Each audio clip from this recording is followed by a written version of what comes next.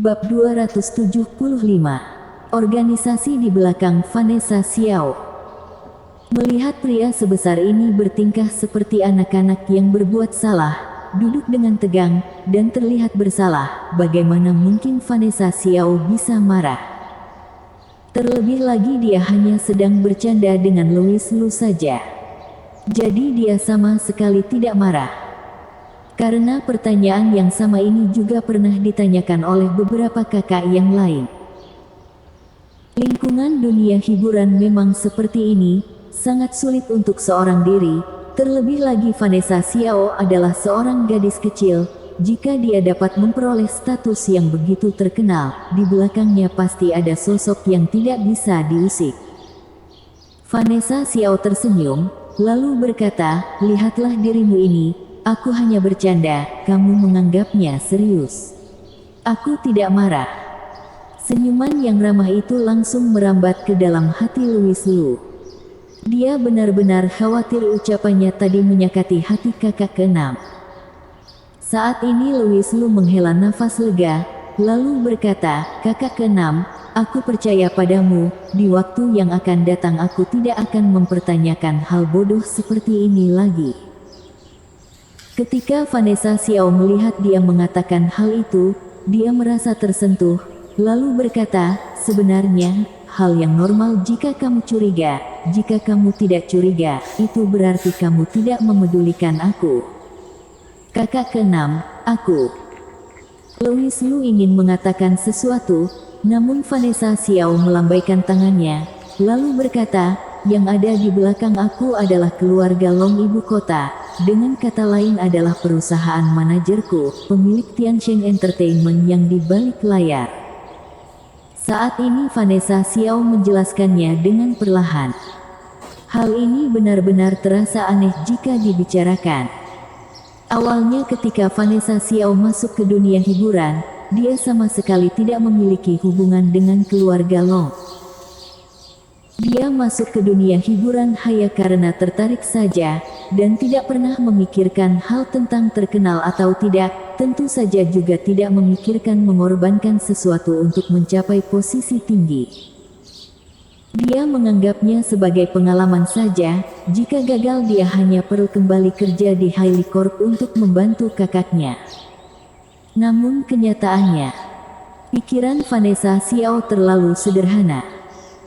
Gadis yang cantik, memiliki tubuh proporsional, dan yang paling penting memiliki aura seorang gadis yang unik sepertinya ini, pasti akan menarik banyak perhatian.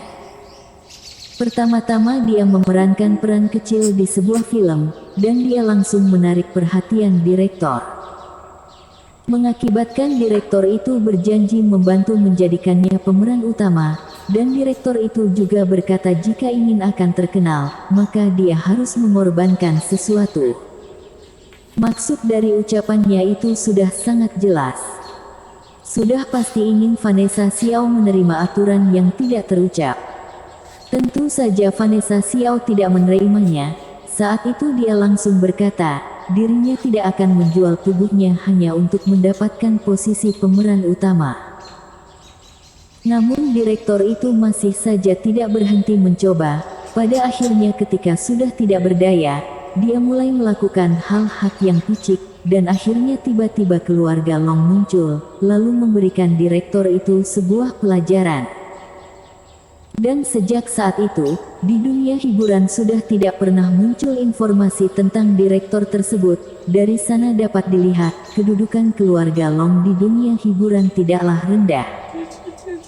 Vanessa Xiao juga baru tahu setelah beberapa saat, ternyata keluarga Long adalah pemilik Tiansheng Entertainment di balik layar. Hanya saja dia tidak mengerti, kenapa keluarga Long bersedia membantunya. Hingga akhirnya, keluarga Long memberitahu Vanessa Xiao, ternyata seorang tokoh penting keluarga Long terkena penyakit serius, dan ada seorang pertapa Tao yang menyembuhkannya. Sebagai gantinya pertapa tua itu hanya meminta keluarga Long untuk melindungi Vanessa Xiao.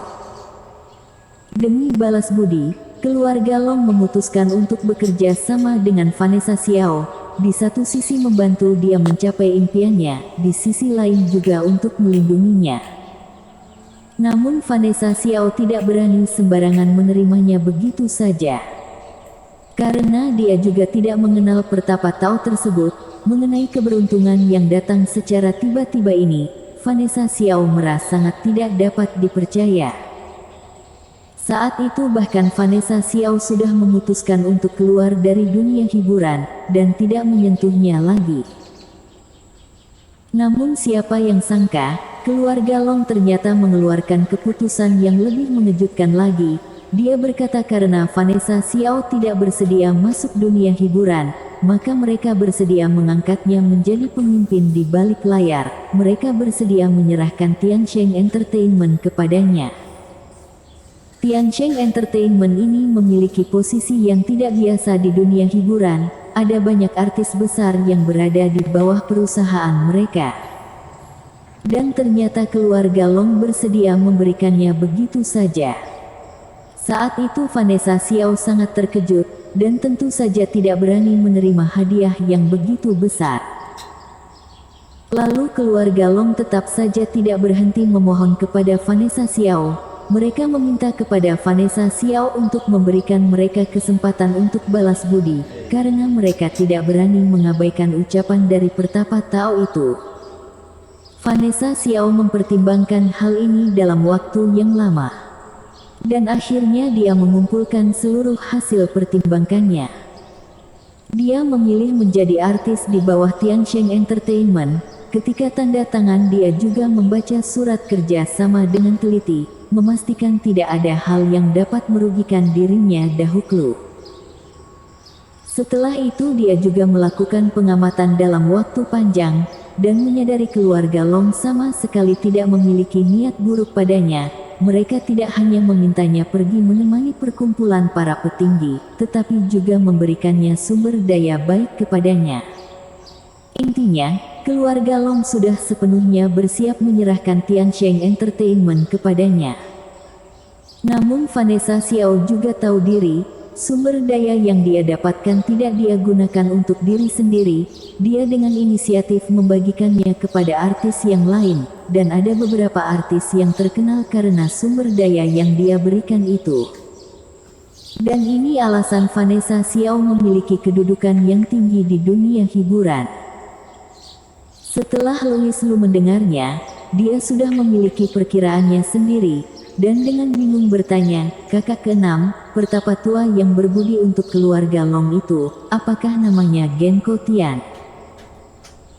Mata Vanessa Xiao bersinar, lalu berkata, benar, aku dengar dari keluarga Long, pertapa Tao itu bernama Genko Tian. Saat itu mereka juga bertanya padaku, aku memiliki hubungan apa dengan Genko Tian, tetapi mereka tidak tahu bahwa aku juga sama sekali tidak mengenalnya. Apa jangan-jangan kamu mengenalnya? Karena Louis Lu dapat menyebutkan nama pertapa Tao itu, berarti dia pasti mengenalinya. Saat ini Vanessa Xiao merasa sangat penasaran.